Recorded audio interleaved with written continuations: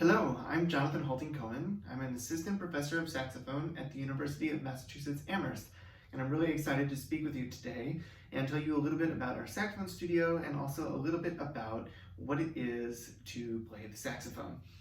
So one of the things that I focus on a lot here at UMass is the interconnection between jazz and classical saxophone.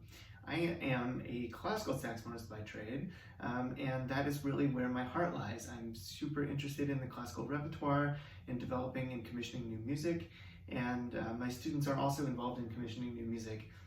But I think one of the things that's unique about UMass, and one of the things that I think that a number of programs around the country believe in as well, is the idea that as saxophone players, we actually are responsible for more than just whatever our genre is. So for a jazz saxophone player, sure, you could make a whole career as a jazz saxophonist, but there are some skills available to you in the classical side of things, as well as some just beautiful music that you might want to consider.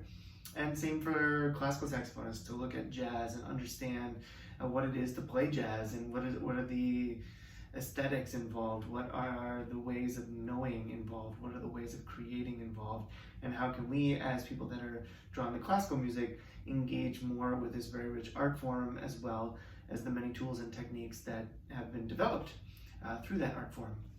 So I'm here in my home studio, and this is where I teach these days because I am teaching remotely due to the pandemic. So all of my students come here and we meet on the computer, and we play saxophone for one another, and they often submit videos, and I submit videos back sometimes if we're not able to meet in person.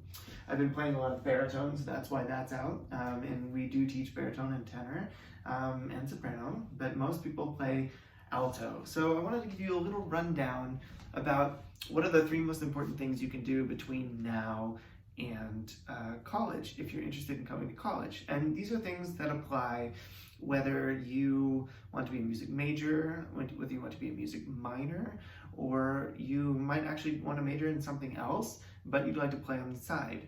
And this also goes for people who don't necessarily have college in their future, but are interested in playing the saxophone at a higher level. So there's three main things that I'd like to highlight. One is to play in tune, the other is to play in time, and the other one is to play with heart. And I think if these are the three things that most of us are looking for when we're auditioning folks. Playing in tune, I think, requires practicing regularly with a drone. And there's a fantastic app called Tunable, T-U-N-A-B-L-E, that allows us to play with drones, as well as it also has a metronome and a bunch of other things. Fabulous thing about Tunable is you can trace your intonation, sharp and flat, and then actually you can work on your vibrato this way to see exactly what your vibrato looks like. You can also practice open fifths, so playing a root and a fifth against the drum. That's very, very good, and I would do that in all octaves and really get to understand your intonation on your instrument. Then maybe work on some thirds, some fourths, and there's a lot of resources out there about how to play in tune, and I encourage you to take advantage of all of them. But drones are really a fantastic way. And if your ears aren't quite caught up to the drones yet, I would check your work against a tuner. And tuners are very useful. I use a tuner every single day to make sure that my intonation doesn't skew too far sharp or too far flat. The other thing I'd recommend is to sing your music. And singing your music is so important, and many of us don't spend a lot of time singing, and many of us got into playing the saxophone because we didn't want to sing, we didn't want to be in choir. But I highly recommend that you sing anyway. Even to yourself, you don't have to be good at it, but it really helps to try to get a sense of your intonation. Playing in time requires subdividing, and one of the things that I think I never really understood when I was in middle school, high school, even college, is what does it sound like to subdivide? And I think it sounds different for a lot of different people. Some people literally hear 1E and a 2E and a 3E and a 4E, and other people hear a steady stream of clicks, and they just kind of get into the rhythm. And sometimes they hear numbers 1, 2, 3, 4, 1, 2, 3, 1, 2, 3, 4, 5, 1, 2, 3, 4, changing like this. But whatever it is, learn how to do it in a way that works for you, commit to it, and try. The more you try, the better you'll get. And what I find is, even when I'm not super feeling that great about my subdivision, when I'm engaged with the subdivision, it tends to go better than when I'm not, even if it's not going that perfectly. And scales are a great place to practice playing in time away from your music. But it's also important to put all of this into context with your music. And so I think it's really important for all of us, especially during the pandemic, to identify and remember why it is that you play music and what does it bring to your life and what do you bring to life through it. And I would encourage you to remember that everyone, including you, has a story to share and that you can express your stories through music.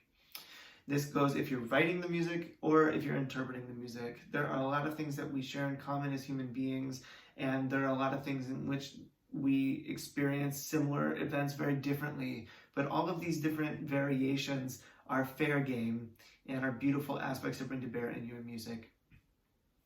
And I would encourage you to remember that music connects people, and that the people that you work with, whether they're your stand partner in band or someone across the ensemble, friends in your garage band, your teachers, the audience, presenters, maybe your school or anybody else, these people are all part of your journey, and we have to treat ourselves and each other with respect.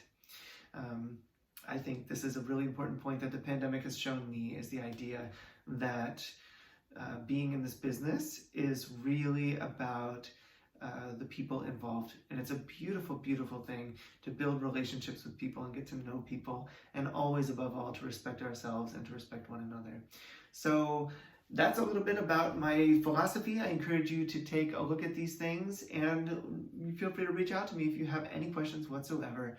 It's a pleasure to meet you, and I look forward to hearing from you, and good luck on your musical endeavors.